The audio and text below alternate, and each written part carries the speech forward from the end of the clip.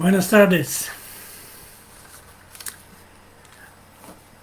¿Qué quiere decir cuando pretende que conoce a Jesús? ¿Qué es lo que esto significa para usted? ¿De dónde lo conoce? Alguien podría preguntarle si lo conoció un día andando por la calle, o si lo vio en una visión, o si tiene algún conocimiento intelectual en lo que le concierne. Eso es si sepa muchos datos sobre Jesús. Y en realidad ninguna de esas cosas es lo que queremos decir cuando decimos que conocemos a Jesús, ¿verdad? Y lo más importante es que Él nos conozca a nosotros. Lo conocemos en una manera espiritual mediante las Escrituras y por la aplicación del Espíritu Santo en nuestros corazones. La lectura bíblica y la oración y la obediencia son elementos imprescindibles para crecer en el conocimiento de Jesús. Me gustaría que leyéramos un texto en 1 de Juan y capítulo 1, los 4 primeros versículos. 1 de Juan, capítulo 1. Ahora no hay que confundir con el Evangelio de Juan. Estamos hablando de la primera epístola de Juan, que es más hacia el final del Nuevo Testamento. Los 4 primeros versículos, pues. Lo que era desde el principio, lo que hemos oído, lo que hemos visto con nuestros ojos, lo que hemos contemplado, y palparon nuestras manos tocante al verbo de vida, porque la vida fue manifestada, y la hemos visto, y testificamos, y os anunciamos la vida eterna, la cual estaba con el Padre, y se nos manifestó. Lo que hemos visto y oído, eso os anunciamos, para que también vosotros tengáis comunión con nosotros. Y nuestra comunión verdaderamente es con el Padre y con su Hijo, Jesucristo. Esas cosas os escribimos para que vuestro gozo sea cumplido. La primera epístola de Juan nos habla mucho del hecho de conocer a Jesús, de nuestra relación con Jesús. Y aunque todas las escrituras ponen la mira en Cristo, desde Génesis hasta el Apocalipsis, nos parece que es Juan que más concentra nuestra atención en la revelación de la persona de Cristo en sus escritos. El Evangelio de Juan nos muestra quién es Jesús, tanto en su divinidad como en su humanidad. El Apocalipsis de Juan es la revelación de Jesús a la iglesia y también Jesús victorioso. La primera epístola de Juan que tenemos delante de nosotros hoy también revela a Jesús, pero en una manera algo distinta.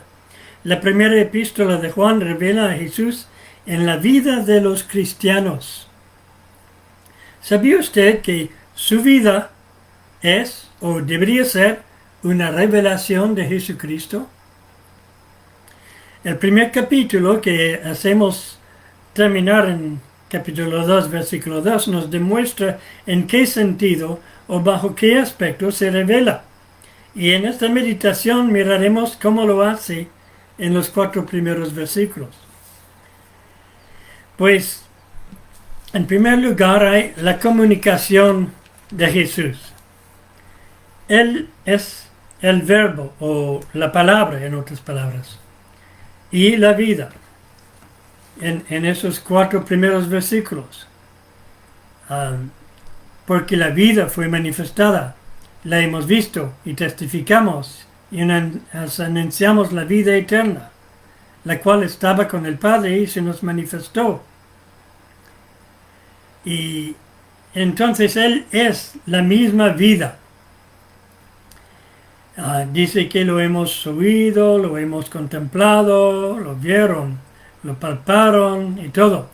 Estaba hablando de su experiencia personal con Jesús, pero que Él mismo es el verbo, es la vida.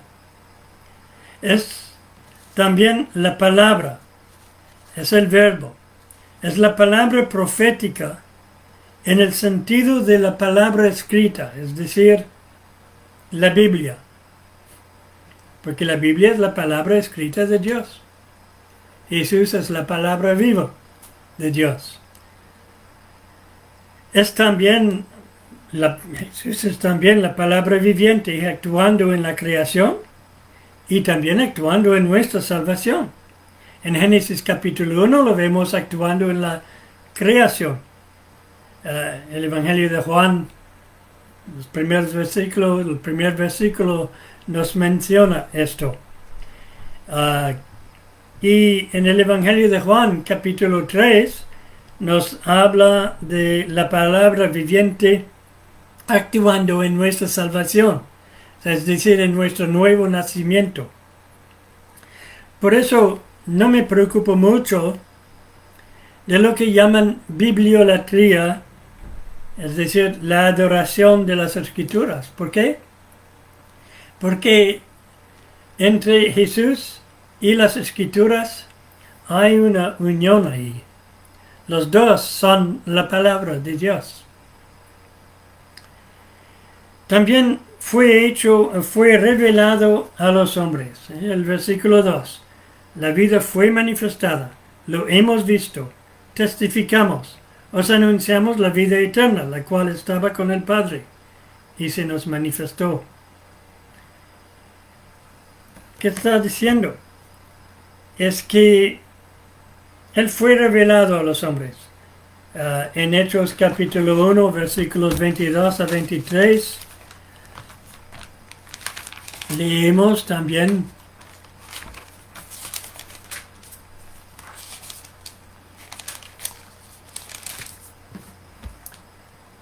comenzando desde el bautismo de Juan hasta el día en que de entre nosotros fue recibido arriba, que uno sea hecho testigo con nosotros de su resurrección. Estaban ahí buscando otro apóstol para reemplazar a Judas. Y señalaron a dos, a José llamado Barsabás, que tenía por sobrenombre Justo, y a Matías. ¿Qué era la calificación? Tenían que haber experimentado personalmente a Jesús en la carne. Pues fue revelado claramente a los hombres. Se trata, por tanto, de algo objetivo, no subjetivo. No es porque lo sintieron. No es porque emocionalmente sintieron la presencia de Jesús. Emocionalmente se puede sentir cualquier cosa. No, era algo muy visual, que tocaron, que oyeron, que vieron.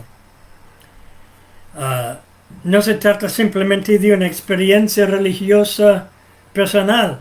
¿Sabe la gente que, bueno, aquello es su verdad y otra cosa es mi verdad? No, eso son convicciones religiosas personales, pero hablamos de una persona histórica que vino y que era Dios hecho carne. No se trata de, por tanto, es la verdad pero para ti, pero no para mí. En 2 de Pedro, capítulo 1 y versículo 16.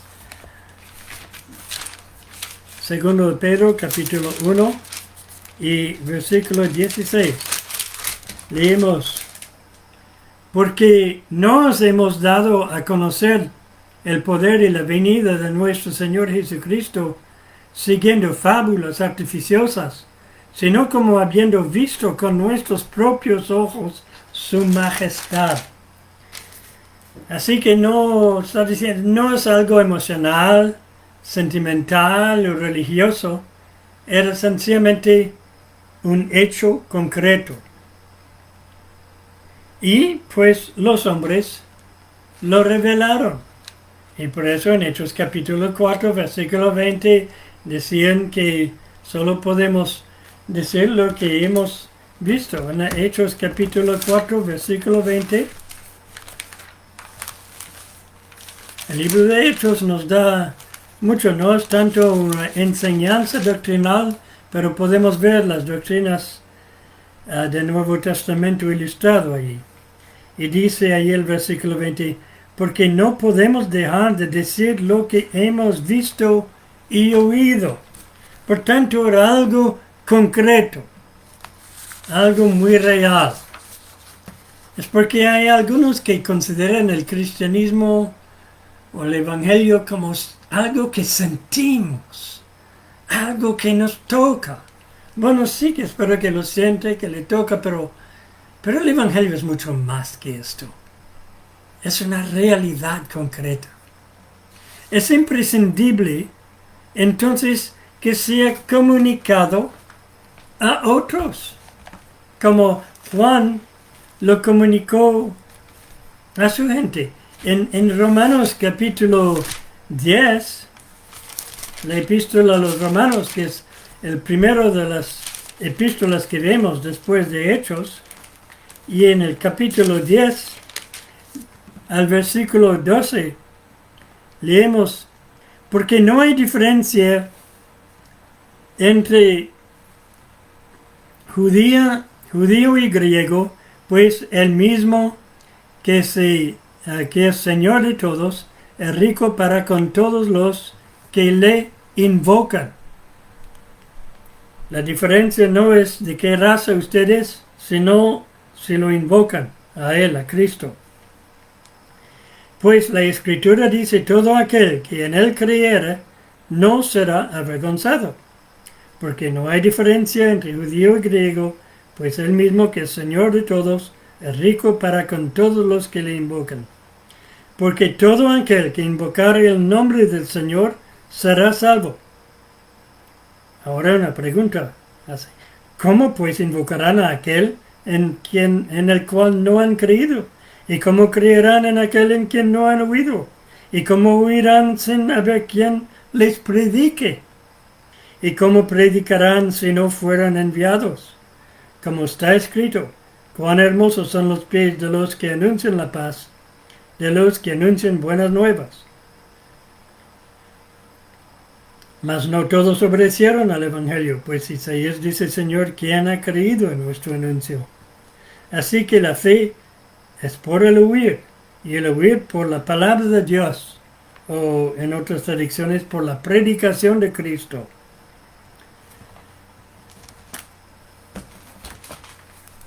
Entonces, es imprescindible comunicar estas buenas nuevas sobre Jesús.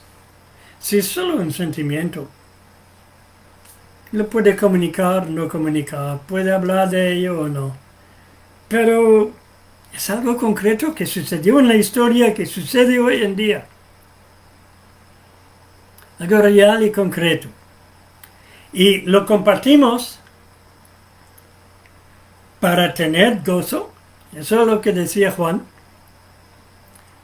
Para compartir el gozo que tenían y que regocijáramos juntos. Los que fueron hechos felices por la gracia del Evangelio quisieran compartir su gozo. Es por eso lo que hemos visto y oído, eso os anunciamos, para que también vosotros tengáis comunión con nosotros, y nuestra comunión verdaderamente es con el Padre y con su Hijo Jesucristo. Esas cosas os escribimos para que vuestro gozo sea cumplido. Eso es lo maravilloso. Ahora bien, ¿usted ha sido hecho feliz y gozoso? ¿Verdaderamente feliz por Jesús? Pues, en tal caso, procura usted compartir su felicidad con los otros.